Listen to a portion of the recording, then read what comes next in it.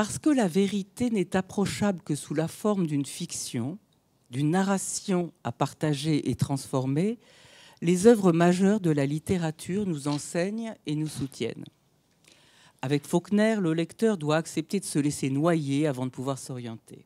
Plonger, accepter de se voir immergé dans la vie matérielle de la sonorité des mots, du rythme des phrases et des chapitres qui s'enchaînent, s'enroulent, s'interpénètrent autour d'un sens qui fuit en permanence. Ce qui a déjà été dit, je vais le dire très vite. La déconstruction de la langue renvoie l'écho d'une destructivité en acte et nous sommes ballottés entre cauchemar et rêve. À travers les méandres des récits qui se déploient portés par différentes voix, se dégage l'ombilic du récit. Thomas Sutpen fait une découverte dont il ne se remettra pas. Elle l'éblouit, il en reste aveuglé. Je cite. « Pendant cet instant, avant qu'il ne s'en rendît compte, quelque chose qu'il avait en lui s'en est évadé. » Alors là, je m'empêche de vous lire un long passage que je trouve extraordinaire, mais si jamais on a le temps, on le fera, mais je ne le fais pas. Mais c'est vraiment un moment extraordinaire où il parle de la manière dont il est vu à travers le noir qui est derrière le blanc derrière lui, qu'il jette quelque chose de lui, c'est rattrapé par le blanc et ça lui revient. Et à ce moment-là, il voit à travers des yeux qu'il ne peut fermer, puisque c'est quelque chose de lui qu'il a jeté, il voit le maître qui voit son père, ses sœurs et toute la génération d'après qui va être foutue, qui n'a pas d'espoir. Voilà, donc je continue. C'est lors d'une véritable chasse à l'homme, pendant qu'il fit chercher les chiens, que Sutpen adresse à celui qui s'avérera son seul ami témoin le récit qui l'a laissé définitivement interdit. La vision de son innocence vierge, intacte. C'est de ce centre que le lecteur peut commencer à s'orienter. Pour Thomas, qui a entre 11 et 13 ans, c'est comme une autre mise au monde, expulsion d'un monde où il était brumeux comme indistinct, ce qui m'évoque le tohu-bohu de la Bible avant que ne soient séparés les ténèbres, l'eau et le ciel. J'ouvre les guillemets. Ce fut ainsi, dit-il, comme une explosion, un éclair aveuglant qui disparaît sans rien laisser, ni cendre, ni scorie, rien qu'une plaine unie et sans limite, d'où surgissait comme un monument la sévère silhouette de sa naïveté intacte. Qu'est-ce que cette naïveté, virginité sévère, comme il en parle un peu plus loin? Cet ogre, ce démon que l'architecte a fui craignant, peut-être, nous dit-on, d'être mangé tout cru, du fruit de l'arbre de connaître le bien le mal, il n'a jamais goûté. On peut se demander si le monument ne lui apparaît pas en place d'un trou qui demanderait à être envisagé, considéré, bordé, le trou de l'origine toujours manquante. Mais plus encore, ce monument s'éclaire par les meurtres pas encore accomplis dans le roman qui nous occupe, mais déjà là dans le récit biblique, sur quoi s'appuie Faulkner, celui commis par Absalom Henri Sutpen, sur la personne de son ami et frère, dont il n'est rien moins qu'amoureux, Charles Bon. Grâce à Alessandra Berghino, il m'apparaît que c'est aussi le monument qu'a voulu ériger Absalom en place de l'impossible transmission de paroles dont l'avait chargé son père, le roi David, afin de rétablir la continuité des générations, continuité interrompue par le meurtre qu'il perpétra sur la personne de son frère, sous prétexte qu'il vengeait la virginité de sa sœur. Alors, il se dédouble entre un adulte qui sait de toute éternité et un enfant qui ne saura jamais. Il réfléchit, ouvrez les guillemets. S'il y avait au moins quelque autre personne, quelqu'un de plus âgé et de plus expérimenté à qui poser la question, cela vaudrait mieux. Mais il n'y en avait pas. Il n'y avait que lui-même. les deux lui-même en un seul corps, discutant tout bas avec calme. Fermez les guillemets. À peine sorti des limbes, il se confronte à cette naïveté vierge et intacte, véritable statue du commandeur qui se dresse à cause des meurtres non encore advenus, mais le temps réel est aboli car c'est le règne de l'après-coup. Et je vous lis à la page 252. Car il était encore naïf, il le savait sans bien se rendre compte qu'il le savait. Il raconta à grand-père que, avant que le singe de nègre qui ouvrit la porte eût fini de dire ce qu'il disait, il eut en quelque sorte l'impression de se dissocier et qu'une partie de lui-même faisait demi-tour et retraversait à toute vitesse les 2 années qu'il avait vécues là-bas, comme lorsqu'on traverse rapidement une salle en jetant un coup d'œil sur tous les objets qu'elle contient, puis que l'on se retourne, que l'on retraverse toute la salle en regardant tous les objets en sens inverse et que l'on découvre que l'on ne les a jamais vus, se ruant à travers ces 2 années et apercevant une douzaine de choses qui étaient arrivées et qu'il n'avait jamais encore aperçues auparavant. J'ai trouvé que c'était une description de l'après-coup freudien formidable. Il émerge d'un monde brutal et chaotique, mais dont l'ordre lui préexiste.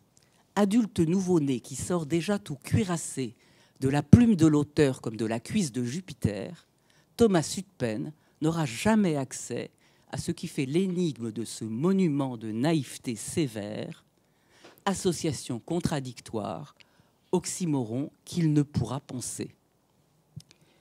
Sans le Dieu de l'Ancien Testament dont la présence s'est retirée pour retomber dans des éclats brisés, et sans personne à qui parler, c'est une image en acte, pas une pensée, qui va se présenter. Être à la place du planteur blanc avec la terre, la maison et les nègres. L'idée fixe d'avoir un descendant qui soit mâle et tout blanc lui est venue en plus, et c'est de ce dernier dessein que la malédiction survint. Sa mère, morte avant qu'il ne puisse marcher, était, lui avait dit son père, excellente et fastidieuse, 2 adjectifs qui peuvent laisser perplexe celui qui cherche à prendre une femme. Par ailleurs, ses sœurs mettaient bas plutôt qu'elles n'accouchaient, et tout ce monde semblait ramper autour d'un père qui se saoulait, sortait des bars éjectés par des nègres qu'à son tour il se vantait d'avoir, quand il pouvait, lyncher. Alors, acquérir un enfant est pour Sutpen une entreprise où ni amour ni sexe ne sont en rien requis. Thomas Sutpen est un enfant de peu, qui s'est quasiment auto-engendré. Impossible pour lui de regretter un paradis perdu. Pour lui, seulement des biens à acquérir, et quel qu'en soit le prix. Ce n'est pas d'une erreur, celle que sans cesse il traque, qu'il s'agit de trouver, mais bien plutôt d'une faute. Juste d'une faute d'amour, comme en témoigne le cinéaste Zviagintsev. Je l'ai écrit, mais c'est impossible à prononcer. Zviagintsev. Voilà. C'est celui qui a écrit Faute d'amour, un film qui a fait beaucoup de bruit à la rentrée. Voilà. Russe. Voilà. Ça s'appelle Faute d'amour. Il agit et même essaie de réfléchir, mais ne peut pas penser ce qu'il a fait aux autres. L'innocence de Sutpen est l'envers d'une culpabilité qu'il n'éprouvera jamais, car il est concernless, comme le dit Winnicott, incapable de la moindre empathie. C'est un enfant resté sans aide, sans lien avec les autres, un délinquant au sens étymologique du terme. Ce n'est pas lui le meurtrier, mais ceux de son innocence irrémédiable, invétérée, que vont naître les crimes. Tragédie de notre propre vie qui nous contraint à assumer les vies dont on hérite et qui nous fonde, au risque de s'y confondre. Il se voit moitié dans le miroir brisé du ballon sans visage des nègres, dont la colère inexprimable éclate d'un rire énigmatique, moitié petit blanc, démuni, éjecté comme son père imbibé du paradis des possédants. Des possédants. Thomas Sutpen est désarmant par l'innocence naïve dont il témoigne. Ainsi dit-il lui-même c'est Faulkner, page 270. Cette franche naïveté que nous appelons enfantine, si ce n'est qu'un enfant des hommes est la seule créature du monde qui ne soit ni franche ni naïve. Sa masculinité, virilité comme caricaturée, Faulkner me semble l'avoir voulu doubler à l'aide de son contraire, figure complexe et ambiguë d'un féminin énigmatique. L'une pense, l'autre pas, pourrait-on dire en référence au film d'Agnès Varda. C'était l'une chante, l'autre pas. Ainsi, en contrepoint de ce héros central autour duquel tout le monde s'agite, qui cherche l'erreur mais ne voit pas la faute, Rosa Comfield, la Damoiselle Rosa, personnage féminin aussi complexe et nuancé que son pendant au masculin Sutpen est tout d'une pièce, Rosa vient porter plainte au nom de toutes les femmes offensées, humiliées, en deuil d'un amour dont ce roman les prive. Ainsi dit-elle. Comment aurait-on pu lui permettre de mourir sans être obligé d'avouer ses torts, d'en souffrir, de les regretter? Elle ne peut accepter d'envisager qu'il puisse mourir avant d'avoir payé pour sa faute d'amour, selon le titre de ce cinéaste russe au nom imprononçable. Faute qui renvoie au manque autant qu'à la culpabilité. Avec Rosa, Faulkner décline l'indécidable du sexe et de l'amour, cette dimension de l'autre différent qui crie vengeance, demande sa part d'existence et de reconnaissance. Rosa se déclare androgyne, comme dans le mythe d'Aristophane, elle cherche sa moitié manquante, et de l'amour, elle est une femme savante. Ouvrez les guillemets. Elle dit « Je devins tout entière le défenseur androgyne de l'amour sous toutes ses formes. » À un autre moment, elle dit qu'elle aurait dû être un homme.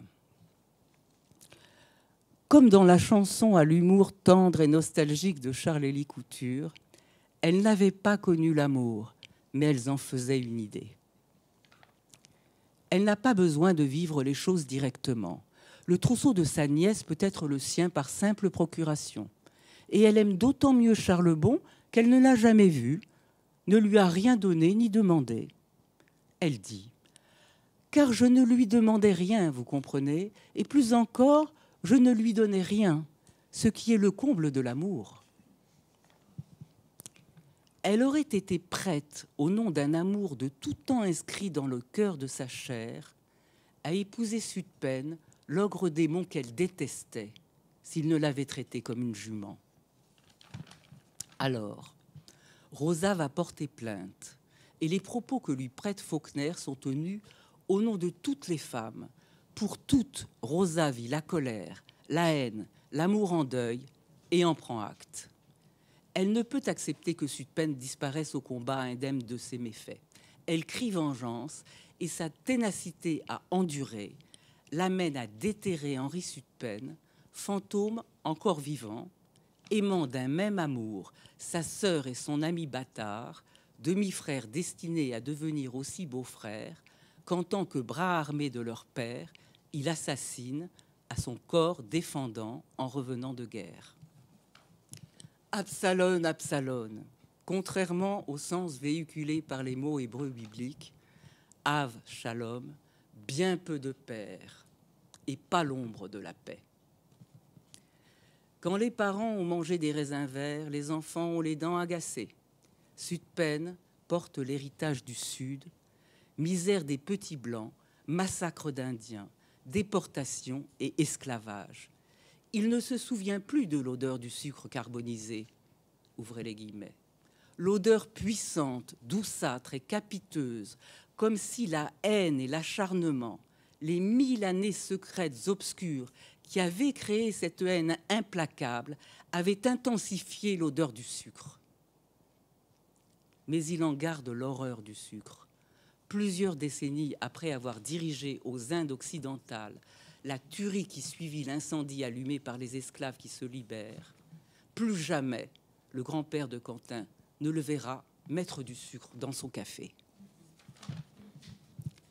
Dans Absalone, l'Apocalypse est décrit comme déjà advenu, mais le récit de l'enterrement de Rosa s'accompagne de considérations sur le jugement dernier, méditation où l'incongru, inopiné, s'invite. Ouvrez les guillemets.